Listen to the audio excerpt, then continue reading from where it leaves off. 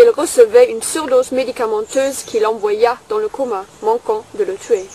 Simple erreur médicale ou tentative d'empoisonnement par surdose médicamenteuse? Sa mort aurait été bien providentielle pour les autorités.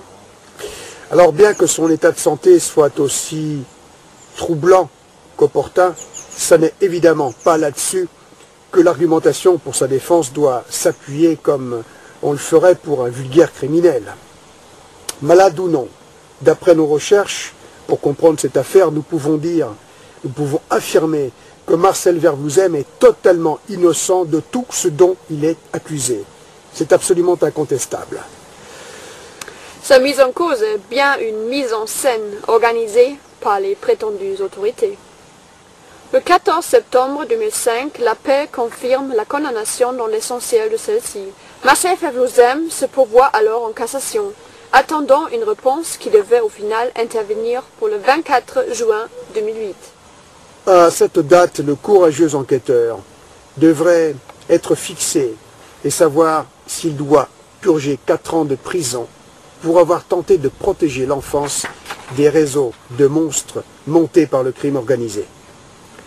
La prétendue justice belge, quant à elle, espère, en clôturant ainsi l'affaire, neutraliser définitivement l'enquêteur, gravement malade aujourd'hui, et également pouvoir procéder à la destruction de la totalité des documents gênants, en vertu d'une fort curieuse coutume locale judiciaire. Celle-ci consiste en la destruction systématique de scellés, si ceux-ci comportent des images insoutenables, à condition que l'affaire qui les concerne ait été traitée et classée. Ainsi, sous le prétexte de protéger la morale et de ne pas risquer de porter atteinte à la sensiblerie d'on ne sait qui, eh bien, il est impossible à la justice belge de prétendre conserver des données en matière de crimes pédophiles et ou sataniques qui pourraient permettre d'effectuer des recoupements pour d'autres dossiers. À titre d'exemple, 2 jours avant l'arrestation de Dutroux, le parquet de Bruxelles procéda à la destruction d'un important lot de cassettes de crimes de pornographie infantile et de snuff movies. Les CD-ROM de Zandvoort détruits, plus rien ne pourrait permettre de confondre les criminels et leurs innombrables complices. C'est une honte que autant de matériel et autant d'éléments puissent être détruits sans que l'on fasse la moindre enquête là-dessus. C'est une législation curieuse en Belgique que les documents puissent être détruits à la clôture du procès. Oui, là, il y a un problème. Ils ont un problème en Belgique. Sur un plan strictement juridique, ils ne peuvent pas détruire le matériel tant que je ne suis pas condamné dans l'affaire. Même s'ils disent on va mettre Marcel dans une cellule, le travail qui a été fait a été fait. Ils ne peuvent plus changer, malgré leur tentative. Vous voyez? Alors c'est bien ça. Oui. La justice belge prévoit ainsi la destruction de la totalité des documents. Oui. Mais qu'importe, même si la justice détruisait les documents, vous avez tous les documents en sécurité. Oui, ça oui. Depuis le début, les autorités politiques et judiciaires belges refusent de traiter l'affaire des CD-ROM de Zandvoort, n'accablant injustement que l'homme qui a apporté l'affaire jusqu'à la persécution. Leurs homologues européens tolèrent cette terrible injustice et appliquent d'ailleurs la même méthode d'instrumentalisation de leurs appareils judiciaires, la même campagne d'omerta et d'intox pour étouffer cette abominable affaire. Il est indispensable de se poser des questions suivantes. Pourquoi un tel comportement général? Et pourquoi aucune réaction de la part des autorités saisies en très haut lieu? Pourquoi Jacques Chirac, Helmut Kohl, le roi belge pour ne citer qu'eux, n'ont-ils pas, au vu de telles atrocités, veillé personnellement à ce que la justice de leurs pays respectifs ne fasse une priorité de ce dossier? Comment expliquer qu'aucun pays européen concerné ne trouve à redire au traitement terroriste appliqué à Marcel Verwoezem? Peut-on tolérer que les droits de l'homme puissent être ainsi bafoués sans vergogne, dans de telles proportions, en toute impunité, dans notre propre société?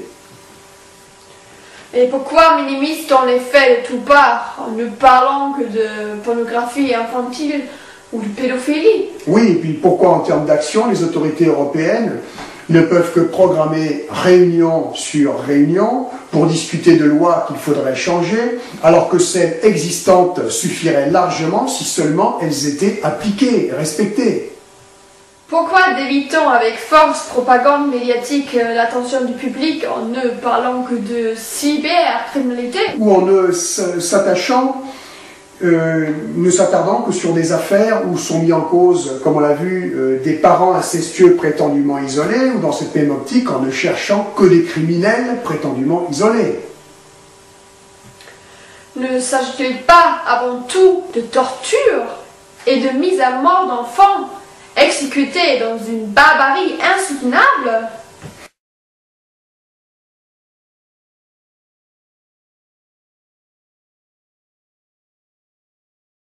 Ne s'agit-il pas d'un crime contre l'humanité de toute évidence, dont la persistance et l'aggravation est permise grâce à la complicité de la totalité des autorités européennes qui, tels les officiers nazis, se renvoient la responsabilité de l'Holocauste en prétendant nier son existence? Ne s'agit-il pas en fait des exactions commises par un vaste réseau organisé aux protections inébranlables? Nous avons clôturé notre enquête au printemps 2008. Deux considérations nous ont alors travaillé. Il nous apparaissait également impératif d'agir dans l'urgence à la mesure de nos moyens pour alerter nos autorités ainsi que nos concitoyens afin de réparer sans délai l'effroyable déni de justice ainsi que la mesure terroriste dont Marcel Verwozen faisait l'objet. Ayant vérifié que les autorités de l'époque avaient bien reçu des documents éloquents, que leur complicité était donc sans aucune équivoque, nous devions de toute urgence évaluer la réaction de nos autorités respectives actuelles par acquis de conscience. Donc, avant de procéder au montage de ce reportage, nous avons décidé d'adresser aux dirigeants de nos nations respectives cette fameuse affiche. J'ai donc adressé une saisine à la chancelière Angela Merkel en courrier recommandé avec accusé réception, auquel j'ai joint la fameuse affiche de Marcel Verwozen.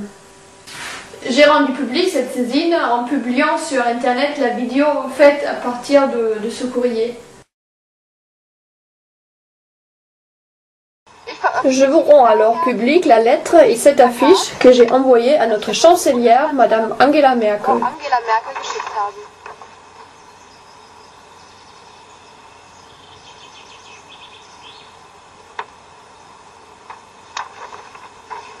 Dénonciation d'un crime contre l'humanité, demande d'intervention. Le fait de ne pas informer le public sur la réalité et de cacher la vérité constitue au mieux une irresponsabilité criminelle. Le fait de faire entrave à la diffusion de cette réalité en Allemagne et en Europe constitue une complicité de crime contre l'humanité. En conclusion, je vous demande, au nom du peuple allemand, d'utiliser votre autorité pour que la justice allemande puisse enfin enquêter sur cette affaire pour laquelle elle fut saisie en 1998. J'en ai fait de même à l'attention du pape Benoît XVI. Chers concitoyennes et concitoyens, je vous rends publique la lettre que j'ai envoyée à notre pape Benoît XVI. Dénonciation d'un crime contre l'humanité. Demande d'intervention. Le gouvernement allemand a reçu ses preuves en 1998 à travers ses plus hautes instances et n'a pas réagi. Tous les autres pays européens qui ont été saisis par le groupe de travail de Morkoven ont réagi de façon aussi irresponsable que l'Allemagne. Ce qui veut dire que le crime organisé a une influence générale dans nos institutions européennes. La Belgique est même allée jusqu'à condamner Marcel Fervouzem à 4 ans de prison ferme